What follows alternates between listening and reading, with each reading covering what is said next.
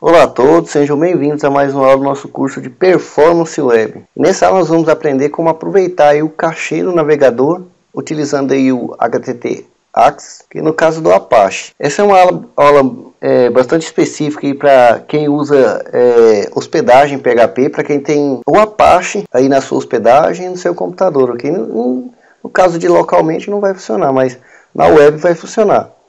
No entanto, se você não usa Apache, você vai entender aqui como funciona aí para a gente definir aí a expiração dos arquivos, e aí só você buscar aí no seu servidor que você usa, nos seus módulos aí que você provavelmente vai encontrar. Eu uso o Apache, servidores são meus sites, meus projetos, eu desenvolvo normalmente na linguagem PHP, então eu uso bastante hospedagem PHP com o Apache. Bom, vamos lá, eu estou aqui com o site aqui para quem quiser saber mais um pouquinho sobre Apache.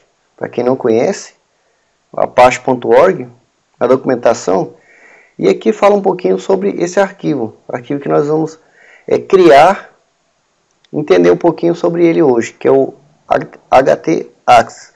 Através desse arquivo aqui é possível a gente aí definir uma senha para entrar aí no arquivo, a gente pode definir acesso a arquivos, por ele que a gente cria URLs amigáveis, enfim, dá para fazer centenas de coisas, configurações externas, definir tipos de configurações do PHP e por aí vai. Nós ainda vamos ter um curso de PHP, no entanto, essa aqui é somente uma introdução à expiração dos arquivos. Esqueci de voltar aqui no Page Insider, clicando aqui em mostrar como corrigir. A gente vê aqui que as expirações não foram especificadas. O que acontece? Como eu já falei, toda vez que o navegador entrar no nosso site, ele vai precisar baixar de novo.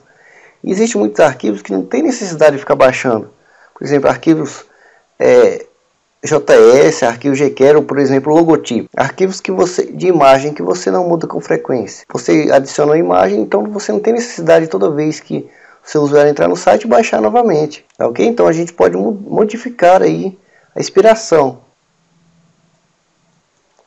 Então, para quem não conhece, como eu já havia falado, basta descer aqui um pouco, que ele tem aqui uma descrição do que o arquivo htaccess é e como usá-lo.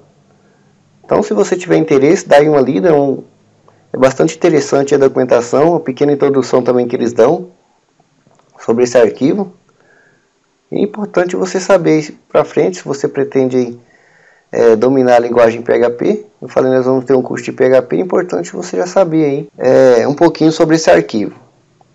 Mas o que nós vamos utilizar está aqui no módulo Spirits do Apache, está o link aí também, caso você queira dar uma lida. Apesar do texto estar em inglês, você pode usar aí o Google Tradutor ou outro. Descendo aqui a barra de rolagem, ele nos dá aqui a síntese, como nós podemos utilizá-lo. Então ele nos dá aqui alguns exemplos, informações de como nós podemos configurá-lo.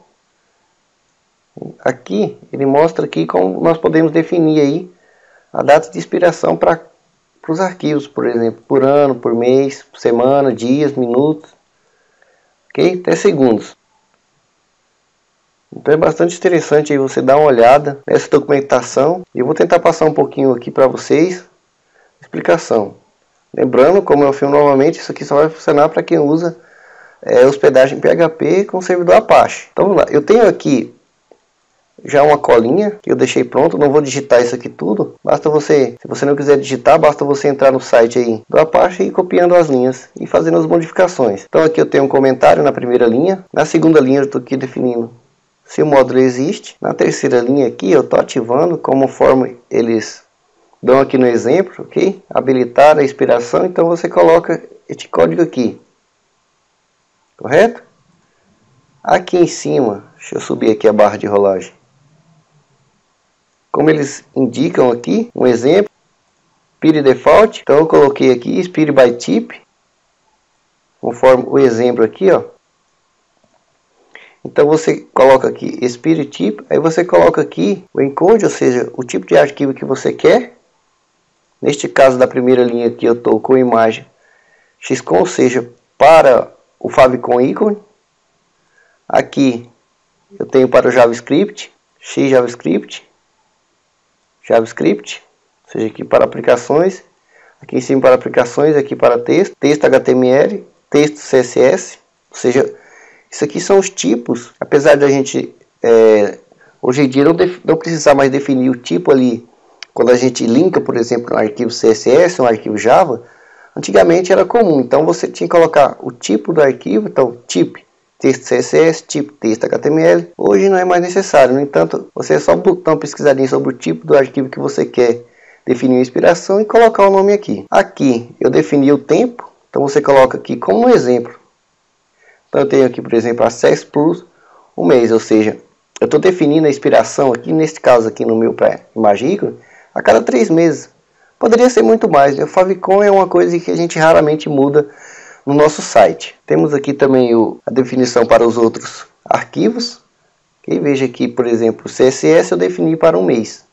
Você pode definir, se você muda aí com frequência o seu arquivo CSS, então você pode aqui mudar para uma semana ou um dia, enfim, conforme você decidir. Aqui abaixo eu tenho mais um comentário, né, dos tipos de mídia. Então eu tenho aqui o tipo JPEG, tipo JPG, PNG, MP3 e MP4, que é o tipo de vídeo.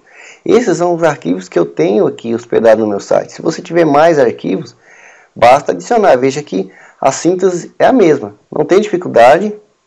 Expire by type, você coloca o tipo e entre aspas você coloca aí Access Plus e o tempo que você quer.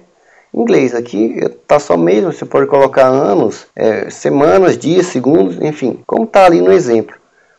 Qualquer dúvida basta consultar aí a página, como eu já falei. Então o que você faz? Depois que você definiu aí a inspiração para os seus arquivos, você vai salvar este arquivo na pasta, que você vai salvar lá na pasta raiz do nosso projeto. Vou clicar aqui em arquivo, salvar, que você vai salvar esse arquivo aonde? Você vai salvar na pasta raiz do seu projeto. Ok? Como eu falei, então veja que eu estou aqui na pasta raiz do meu projeto, e aqui no nome você vai dar um nome de ponto, que é ponto mesmo, tá? Ou seja, ele não tem um nome, enfim, só tem a sua extensão, então é ponto HT Access. E é desta forma que você vai salvar.